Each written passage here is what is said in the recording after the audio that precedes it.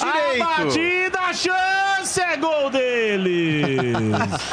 Deu ruim. Tempo, velho, do jogo. Se ferrou. Houve um equívoco. Sebastião Navarro. Cruzamento na grande área. E aí chegou com a perna direita pra meter pro fundo do gol. E aí complicando a vida. Foi o Pestanha? As asas da galinha tá Bom, levando. eu tinha visto o Sebastião Navarro, mas tudo bem.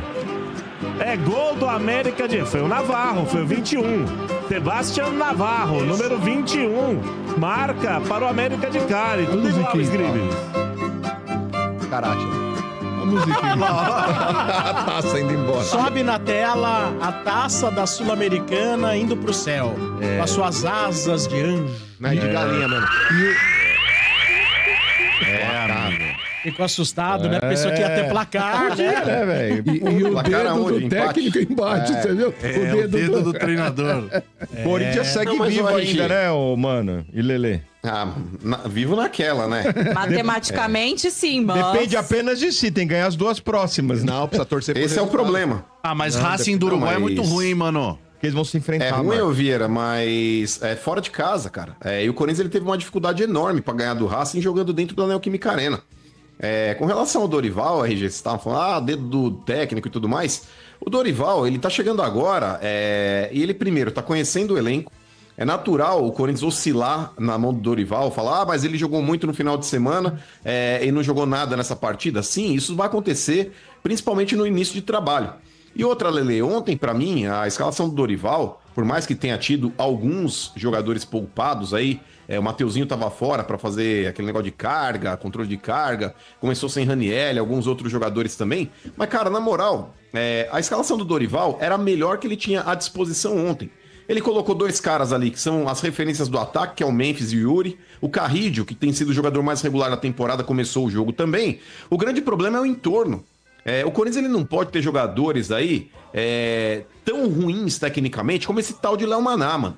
O Corinthians ele não pode perder, por exemplo, o Martinez no jogo e ter, e aí eu acho que é um erro do Dorival, o Charles como opção, mano. Cara, esse Charles, Lelê, na boa, ontem ele quase fez um pênalti imbecil. Numa jogada que ele vai com o antebraço no rosto do jogador do América, praticamente em cima da linha. Cara, mas é uma cretinice, uma falta de inteligência que não dá pra entender. Esse Léo Maná é horroroso. Eu sei que tem um monte dos fienzo que ficam aí nas redes sociais aí. Ai, mano, você vai falar da base, vai falar da base. Esse Léo Maná é horroroso. Não serve pra jogar no Corinthians, não dá, não dá. Base, então, o grande problema, mas é que tá, ô Lelê, se a gente falar em termos de time, eu acho que o time do Corinthians é muito competitivo. Eu acho que de 1 a 11, o Corinthians com todos os titulares é um time competitivo, mas o elenco é fraco. Não dá pra gente falar de elenco. Se a gente pegar, por exemplo, ontem, eu vou falar já também aí de postura em campo, porque não dá pro Corinthians ver praticamente durante 3/4 do jogo o América sendo mandante dentro da Neoquímica Arena. Os caras fizeram o que bem entenderam ali. Isso independe de escalação. Força de vontade, dedicação, garra, empenho, tem que estar em todo mundo que joga no Corinthians, independente de escalação. Mas se a gente for falar de elenco, e aí eu quero falar a respeito do time reserva, Lelê, vamos lá, ó. Donelli, Léo Maná, eu vou pôr 2 zagueiros aí que são os que menos têm jogado aí, o caso do André Ramalho e do Tchoca, e lateral esquerdo, o Hugo. Você vai pro meio campo, você tem lá Charles, Rian, Alex Santana e Coronado. Maicon. E na frente... que foi titular ontem, né? Mas é reserva. Também é banco. Põe mais esse aí no banco. E lá na frente você tem Thales Magno e Hector Hernandes. Então, Lelê, não dá pra confiar. Não dá pra confiar. E o Dorival, ele vai ter que dar nó em pingo d'água. Porque o time do Corinthians, cara, não pode flutuar igual tá flutuando nessa temporada. Joga um jogo como jogou contra o Inter e acharam que ganharam uma Copa do Mundo. Aí entra relaxado num jogo que era extremamente importante de vida ou morte na Sul-Americana. Inclusive, É isso, só pra, mano. Lele, desculpa, só interromper um pouco. Diga, Motinha. Pra encaixar a fala do Dorival aí, entre vocês dois aí, que vocês estão falando sobre isso, que é exatamente o que ele falou na entrevista, né? Falou muito sobre o desgaste físico, né? Do time, que realmente ontem ele teve que poupar jogadores, que ele teve que fazer alguns sacrifícios ali, né? Fixo. E, É o crucifício. E falou... Pô, tu quer falar, sacrifício. mano? Ó, chato, cara. Não, sacrifício. Não, fala essa merda aí, velho. Infeliz. Pô, tô falando no meio, tu veio falar Sacrifício. merda. Depois você brinca, cara. Vai. O Mota ficou bravo, Vieira.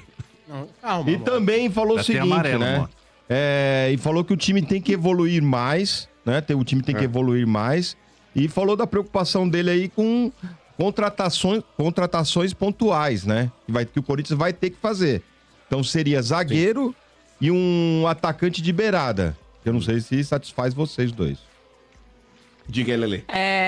Claro, a gente vem falando aqui faz tempo, né, que pro time realmente ser mais competitivo e não ter que depender, às vezes, desses caras que vêm do banco e que detona muito o nível de qualidade do time titular, precisa de contratações no meio do ano. E claro que a gente sabe que para isso vai ter que também se desfazer de alguns atletas que estão nesse elenco e que não são úteis, até porque você precisa liberar espaço nessa folha para trazer novos caras, já que o Corinthians não está em condições de ficar gastando mais dinheiro do que já gastou, né? E gastou muito, inclusive, na janela do ano passado para não cair. Agora sim, Motinha, vamos lá. Eu concordo, por exemplo, o Dorival usa uma das justificativas na sua coletiva de que o time realmente estava desgastado, né? Foram aí 3 jogos em 7 dias. Concordo que o calendário brasileiro, ele é assim, só que é assim para todo mundo. Você vai pegar o São Paulo, por exemplo, o São Paulo conseguiu vencer ontem fora de casa e também teve seu jogo pelo Campeonato Brasileiro e pela Copa do Brasil.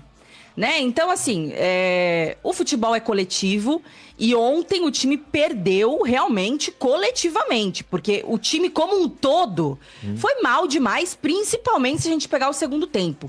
Pregou, não existiu Corinthians no segundo tempo. É claro que tem algumas questões pontuais, como o Mano já começou a falar aí, e eu concordo, falamos ontem na transmissão também. Você tem que depender de Léo Maná na lateral direita, é desesperador. Toda vez que o Mateuzinho não tem condição de jogo, seja por estar suspenso, seja por alguma lesão ou por controle de carga, como foi aí o caso de ontem, é desesperador, você não tem quem colocar. Só que, tudo bem que o Dorival tá chegando agora, ele precisa conhecer o elenco, e aí, se você não pode contar com o seu lateral direito titular, é mais o óbvio, fazer o óbvio, é você ir com o cara da mesma posição reserva, que seria o Léo Maná. Só que o torcedor corintiano, que já tá acompanhando há muito tempo esses jogos, esse problema na lateral direita e o futebol do Léo Maná, a gente já sabe que o Léo Maná não dá. Ô, Lelê, você falou isso uns 20 dias atrás, hein, Lelê? Sim. Aos 20 dias atrás você tinha comentado sobre o lateral direito, hein? Já sabe. E o Dorival descobriu isso ontem. Tanto é que teve um lance, meu Deus, ali no segundo tempo, que o Léo Maná, ele ficou órfão, ele ficou sem pai nem mãe. O jogador do... Meu Deus, do América de Cali fez um lance lá pelo corredor esquerdo. Entrou sozinho dentro da área porque o Léo Maná foi parar lá na linha de fundo. Depois disso... Acho que o Dorival ficou com tanta vergonha do que aconteceu ali que ele tira o Léo Maná de campo e improvisa o Charles pra fazer a lateral direita. E ele trombando com o Angileri, Lelê, no meio. Não, meu Deus do céu, mano, o que foi aquilo? É lance, gente, desculpa, não é que a gente tá pegando no pé do garoto. Aliás, eu sei que quando é garoto de base, não sei o que, a gente tem que realmente ter um pouquinho mais de paciência, porque vai oscilar... Né? Às vezes o cara não apresenta um bom futebol no profissional já de cara, demora um tempo pra se adaptar. Mas não é o caso do Léo Maná. A gente já conhece... O Léo Maná já teve oportunidades aí, já vem tendo oportunidades com o time profissional há uns 2, 3 anos. E não dá, assim, né? Então, assim, a gente já sabia que, em vez de Léo Maná, ou testa o outro garoto lá, o Jacaré, que pelo menos ainda não teve tantas oportunidades como o Léo Maná, ou você improvisa alguém nessa lateral direita, que no caso é o Charles, o próprio Romero. Prefiro o Romero fazendo essa lateral direita do que o Léo Maná, tá? É verdade, Marco. Pra você ver o nível da coisa. E não é querer queimar o garoto, pelo amor de Deus, eu nem gosto, assim, de queimar quando o garoto tá começando e tudo mais, porque a gente sabe que existe essa pressão realmente mais forte, né? Por exemplo, o Tchoca. O Tchoca, esse sim é um garoto que eu ainda vou defender, porque ele começou muito bem o ano, e aí ele teve 2 jogos ali onde ele foi mal. Ele teve falha, inclusive, pela Libertadores lá no Barcelona de Guayaquil. E sacaram o moleque, não deram mais oportunidades pra ele. Só que aí é muito fácil você tirar todas as oportunidades, meio que queimar o moleque, Enquanto você continua com Félix Torres e André Ramalho falhando todo jogo e tendo novas oportunidades. Eu preferia tá dando mais uma oportunidade pro Tchoca, em vez de ficar ali entre André Ramalho e Félix Torres, que todo jogo erram. Mas aí, por não ser da base, os caras vão, não, né? Vai dando mais oportunidades. O Léo Maná é diferente. É um caso diferente, por exemplo, do Tchoca, que já apresentou, em dado momento, um bom futebol. Então você tem esperança no potencial. O Léo Maná nunca apresentou nada. Então me desculpa, né? Até Léo Maná, a família do Léo Maná que estiver ouvindo, mas não dá pra ser jogador do Corinthians. E o Dorival tá chegando agora? Tudo bem, descobriu isso ontem, né? Mas aí, mano, o time inteiro foi péssimo no segundo tempo. Não dá pra gente também jogar a culpa do resultado, que foi um empate, mas foi um empate com gosto de derrota, né? Vamos ser sinceros. Claro que não dá pra gente jogar essa responsabilidade toda no Léo Maná. Não, apesar do Léo Maná, o time inteiro foi mal, o time inteiro pregou no segundo tempo e tudo mais, então todo mundo tem que ser responsabilizado. Mas no primeiro também, né, Lelê? Você não achou? Porque o primeiro foi um pouquinho melhor. Mas apesar de ter aberto o placar, o Corinthians em nenhum momento incendiou o jogo e deixou o América gostar do jogo do jeito que quis. Não, assim, o Corinthians não foi bem em nenhum momento do jogo. Só que no primeiro tempo foi ligeiramente melhor do que o América de Cali. Tanto que virou ali esse primeiro tempo com a vitória parcial. E perdeu oportunidades. Teve mais chance, inclusive, de ampliar o placar e desperdiçou. Ok. Mas o segundo tempo, mano, o que foi feito ontem no segundo tempo, o que apresentaram no segundo tempo, é digno de revolta da torcida corintiana, do torcedor que pagou ingresso lá. Porque os caras pregaram no campo, se arrastavam. Assim, se fosse pra jogar desse jeito, eu preferia, então, ter entrado realmente com todo o time reserva, que pelo menos, talvez, os caras iam tentar mostrar alguma coisa, estavam mais descansados.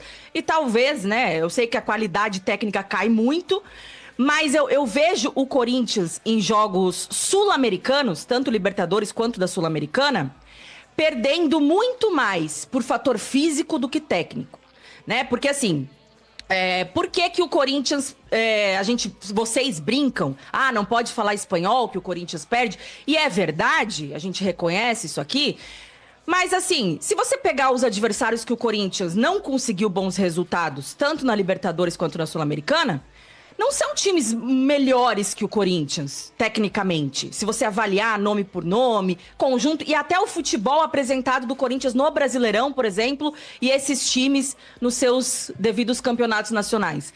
Então, são jogos que o Corinthians perde, não por estar abaixo tecnicamente desses times, mas por estar abaixo fisicamente e na entrega em campo.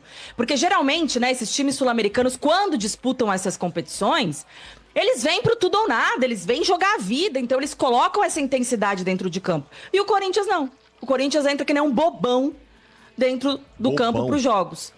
Que nem um bobão. Então, parafraseando o Caio. Então, e é isso, né? Assim, eu acho que tem momentos do futebol onde o esforço... Tem momentos do futebol onde o esforço e a forma física superam realmente a qualidade técnica. Tem alguns jogos que são assim. E é o que, pra mim, é o que acontece com o Corinthians nesses jogos sul-americanos. E aí eu só queria destacar uma coisa também, mano, porque a gente vem falando e vim elogiando. Claro que, ontem mesmo eu falei aqui, não dá para avaliar o trabalho do Dorival ainda, nem pelas 2 primeiras vitórias, muito cedo, né? Claro que existe aquela questão de, acabou de trocar de treinador, os caras costumam até correr mais em campo, dar um gás a mais, sempre acontece isso, mas a gente tinha alguns pontos ali, por exemplo, quando o Dorival fala na coletiva que ele não quer ficar trocando o Memphis de posição, né? Tirando ele para jogar centralizado, que é uma coisa que a gente já viu que não funciona. E ele fala que ele não quer fazer isso, que ele acha que não funciona. Então a gente elogiou que ele já chegou, né, se informando, vendo as coisas e tal. Aí ontem, na coletiva, eu já destaco aí a minha primeira discordância do Dorival, né? E eu não sei se você vai concordar, mano. Já? Não, mas já? Não, sim. E não é nem pelo que faz em campo, tá, Sombra? Porque em campo... Não é fritar ainda não. Pera aí, pode segurar essa fritura aí. É apenas uma discordância, gente. Não é nem crítica, é apenas uma discordância, tá? Até porque o trabalho dele começou agora, eu nem tenho como avaliar ainda. Mas na declaração que ele deu na coletiva, ele fala que ele enxerga o Breno Bidon como um meia e não como um volante.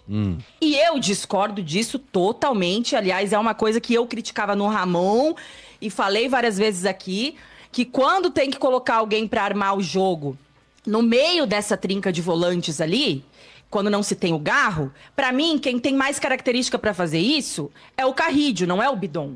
Inclusive, é uma responsabilidade que eu acho que não cabe ao Bidon nesse momento você fazer. E ontem, ele mais uma vez tentou colocar o Bidon para fazer isso e ele falou sobre isso, inclusive por conta da entrada do Coronado, né, e a saída do Bidon no jogo, e ele fala que ele vê o Bidon como um meia. Eu discordo, mano, não sei você. Ô, Lelê, sinceramente, eu acho que o Bidon, ele me lembra muito um pato. O pato, ele não voa direito, ele não nada direito e ele não corre direito. Um comentário de jogo. Não, mas é verdade, porque, por exemplo, o pato, ele faz 3 coisas, mas nenhuma das 3 ele faz direito. Ele não voa direito, ele não nada direito e ele não corre direito. O Bidon é a mesma coisa.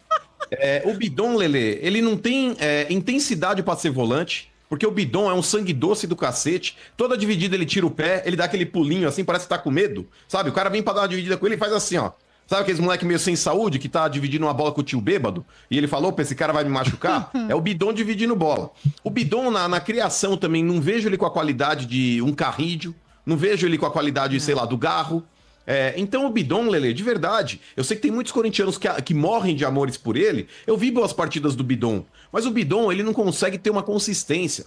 E moleque da base, eu acho que pra gente elogiar de verdade, não pode fazer uma boa partida aqui, uma boa partida lá. A gente já viu moleques da base aí destruindo e mostrando que podiam contar com eles. O William, em determinado momento até o próprio Dentinho, sabe? Em determinado momento lá o Malcolm, em determinado momento o Arana. Isso daí sim é jogador que você joga a bola e fala, resolve, e os caras estavam resolvendo. Agora, desculpa, Bidon, Rian, Léo Maná...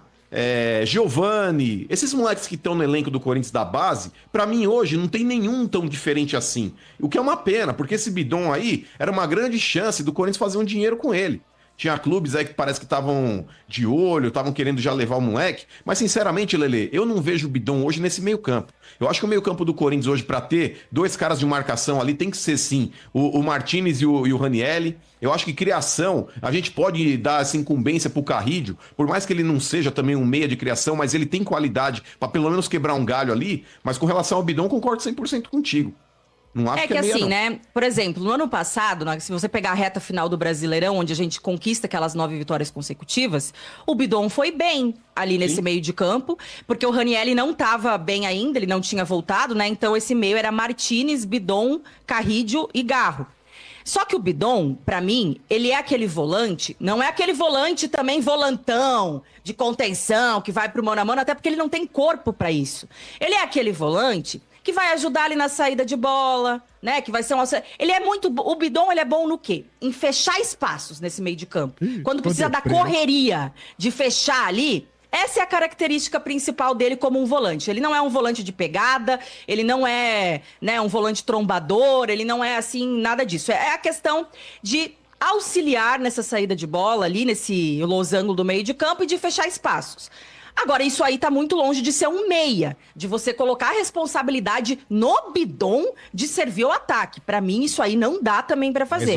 Se tiver que improvisar um volante como meia, pra mim é o Carrídio. Já falei isso aqui. Diga, Marcão. Ô, Lelê, negócio seguinte, velho. Não duvide de Genial Júnior, porque assim, um dia o Alisson no São Paulo, no Grêmio, no Cruzeiro, era ponta esquerda.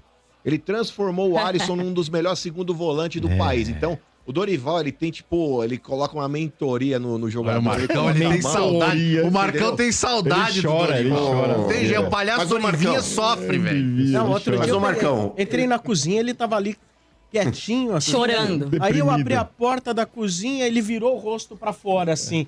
Eu falei, que foi, Marcão? Que foi? Aí ele volta, sabe que volta assim... Secando o rosto. Assim. Não é nada não, não é nada não. Olha lá, Marco. Come Marcão, pega um fundinho. Mas, ô Marcão, com relação aí ao, não tá ao chorando por causa do Dorival, Dorival, mano. Tava chorando porque tô pensando como é que eu vou recuperar minhas bolas agora. mas com relação ao Dorival, ele não inventou a roda fazendo isso. Porque, por exemplo, se a gente pegar até dentro do próprio Corinthians, por exemplo, o Elias. O Elias na Ponte Preta era camisa 10, no Corinthians foi jogar de segundo volante. O próprio Rincon, no começo de carreira dele, ele era atacante, depois passou pra meia, depois aí virou volante. Assim como o Felipe Melo também. O Felipe Melo era jogador ofensivo, foi recuando, jogou de volante. Zé Roberto, né, mano? Zé Roberto.